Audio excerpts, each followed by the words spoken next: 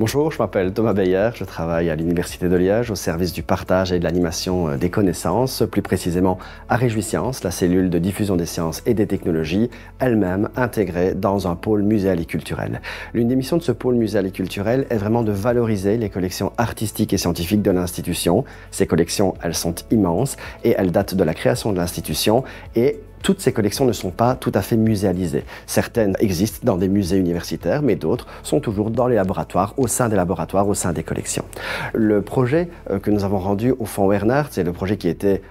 accepté par le FNRS, va nous permettre justement de réaliser des petits cabinets de curiosité mobiles, itinérants, qui vont rassembler des collections issues de la diversité des champs scientifiques, et ces collections, dans ces cabinets de curiosité, vont aller à la rencontre des publics qui sont parfois empêchés par la distance, mais également des publics qui n'ont pas l'habitude de se rendre dans des musées universitaires. Grâce à ces cabinets de curiosité, nous allons pouvoir vraiment montrer des collections, montrer la matérialité de ces collections et montrer à quel point ces collections peuvent raconter l'histoire de la science, l'histoire de la connaissance.